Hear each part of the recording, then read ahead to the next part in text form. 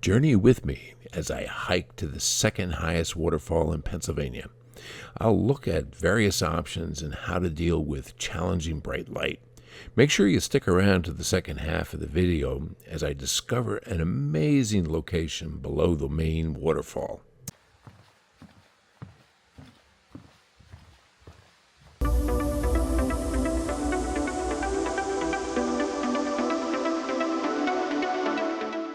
Good morning. Today I am back at the Delaware Water Gap National Recreation Area. I'm at a location called Dingmans Falls. It is a beautiful early fall morning. Looks like we're gonna have some nice temperatures. I'm hiking up to the falls, but in the interim there is a smaller falls called Silver Thread. And as you may be able to see over my shoulder, there is this beautiful waterfall here. It's very thin and narrow, but very tall. So I thought I'd share a couple images from this first spot as I make my way up.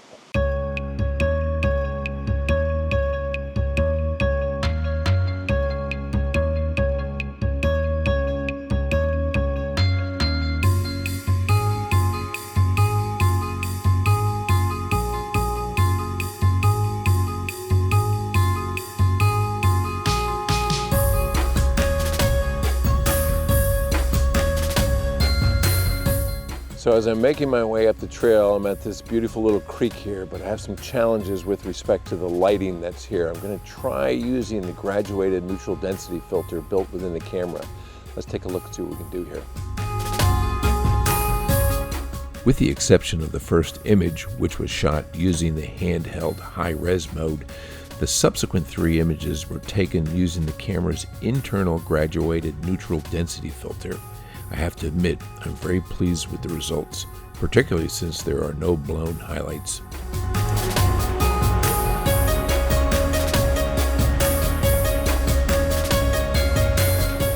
I made it up to Dingmans Falls, and the lighting is a bit challenging right now. As you can see over my shoulder, we've got some incredible highlights in the background and the foreground, some deep shadows. So my attempt today is going to be to try some exposure bracketing, see how that works out. I'm also going to try the graduated neutral density filter built into the camera. We'll see how that works.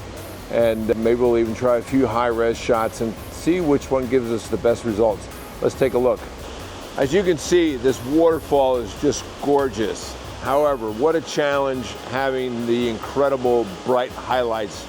Today was supposed to be an overcast day, you know, with some peaks of sunshine coming through, but right now I've got nothing but blue skies. And as you can see up here, there's a fair amount of light in the very, very top. So what I'm going to do is I'm going to shoot below the railing here, try some exposure bracketing. I'm going to try the graduated neutral density filter, the internal one in the camera, and I'm going to do some high res. And then what I'll do is we'll take a look at them, find out which is giving me some of the best results. I'm really anxious to see how the internal graduated neutral density filter does here. This is exactly what it's made for, again, with these conditions being what they are. Let's give it a go.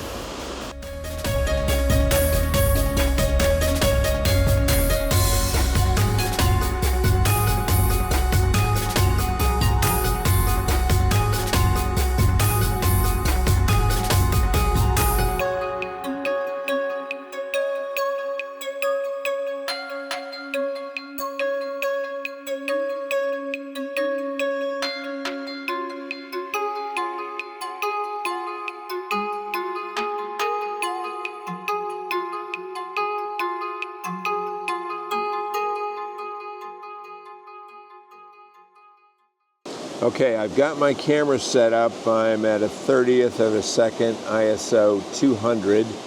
And what I'm doing right now is adjusting the location for the graduated neutral density. I'm using the soft setting, and in addition to that, I have the setting for graduated neutral density 8, which is basically 3 stops. Let's take a couple shots here and see what we can do.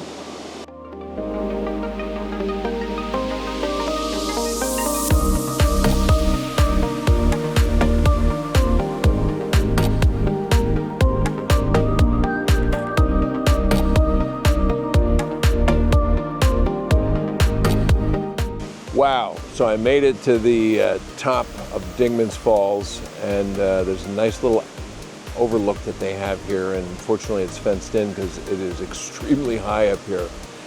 What a beautiful day, kind of beginning of fall. I'm loving this. I'm gonna try to get a little video over the top, and of course keeping myself safe, but leaning the camera over the falls and see if we can't get something from this. Let's take a look.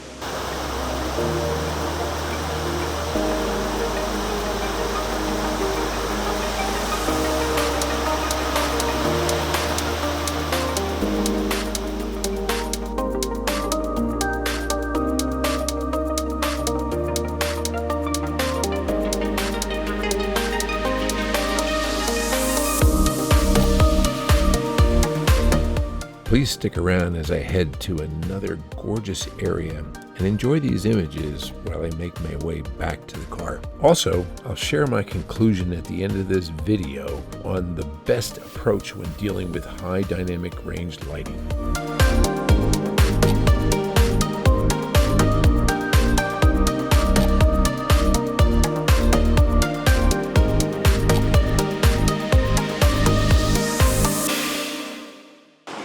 Okay, I just finished hiking the Dingmans Falls Trail. Just beautiful, lots of really nice opportunities.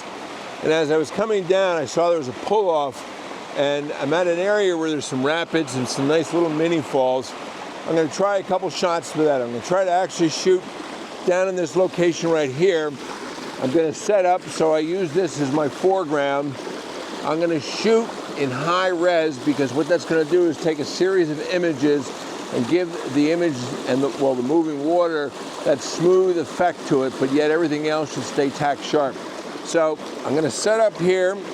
I'm gonna be at about a 20th of a second of hand holding, and I'm shooting at f11, which seems to be a pretty good range for me right now. ISO 200, and let's see what we can do here. And yeah, I'm pretty happy with the results here. So what I'm gonna do now is I'm gonna move a little bit over towards this section here, and I'm going to work on trying to get a few shots right down in here. And I'm thinking from the standpoint of having some foreground, I'm going to use this greenery that's right here, and I'm going to try to capture this water. I'm not sure if you'll be able to see it from back there, which is cascading down. Let's give it a shot. Okay, so here's the shot that I was just mentioning I was going to try to get with this in the foreground here. I have some beautiful reflections coming off the water. There are some highlights in the background, so I want to be sensitive to that. Again, I'm shooting in high res so I can create the effect of that slow moving water. I'm at 20th of a second, f11. I'm going to probably have to push the speed up a little bit more to, let's say, 25th, which is giving me, on average, about 3/4 of a stop under. So now I'm going to lean over a little bit further, and hopefully I won't fall in here, and see if we can't tag this with the foreground element still being prominent in here. I'm going to use that as my hyperfocal length so I can get this sun starting to come out. So I'm going to probably push my f-stop to f13, and let's see how this works. There's a couple of water features that are cascading here, so I'm going to try to capture all of that into the image. So I got that shot. I'm going to try to come up with a slightly higher elevation. I want to be sensitive to my shadow. I don't want to get that in the shot, but I do want to get a little more height here, and again, still focusing on that greenery in the foreground. And I think we might have nailed it. It's processing right now. Okay, so now I'm working my way up the stream a little bit further here. There's a beautiful little valley here. I'm going to see if I can't get over here and capture what's down here. It looks pretty tempting at this point. I'd love to get this brief little water feature in here, so I'm going to see if I can't get over there. I got some incredible highlights right on that water right now, so I'm going to wait a minute for the sun to go in, try and capture that. Let's just get a shot straight down the barrel, if you will. I'm shooting that little section in the midpoint for my hyperfocal length, and I am at f8, and I'm shooting a 20th of a second, which is just about 1.3 stops under. Again, high res, and the reason high res on this shot is so that I can get better dynamic range with respect to some of the highlights and some of the shadows. I'm now at f11. I'm showing about 1.7 stops under. I want to get the background, and I don't want to blow out the highlights of the water that you see there.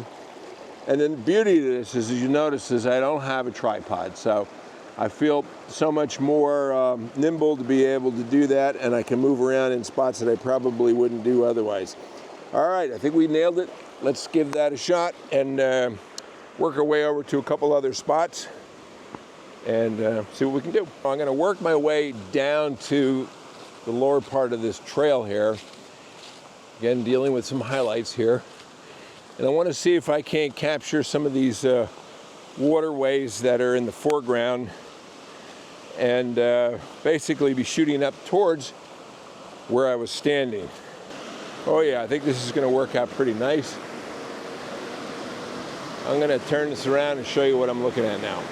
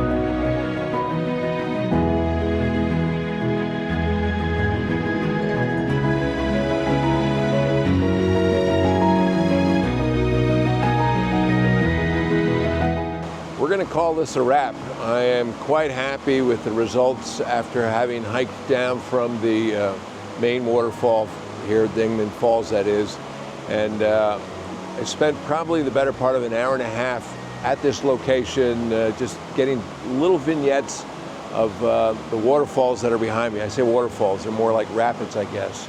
So if you like this type of content, please consider liking and subscribing to the channel. I'm anxious to get back to the computer, get these images on there, and see how we fared on this. Out of all the images I took on this day, I have to say I was reasonably happy with all of the results. But I did want to judge them based on their performance when photographing with bright highlights and dark shadows. The first test is with high resolution. This is a great option. Even at 14 bits, however, it can still struggle in these conditions. Next, I did exposure bracketing using 2 stops over and 2 stops under. This works well, but if you have movement in the image, it may create some portions of blur. The third approach is using the camera's internal live graduated neutral density filter. Lastly, to use external filters. Since I try to travel with less gear, I didn't bring them, and therefore I didn't test them. So long story short, these are all good options to consider, but if I had to pick one based on the day's lighting, I would lean towards the live GND. Hope this helps.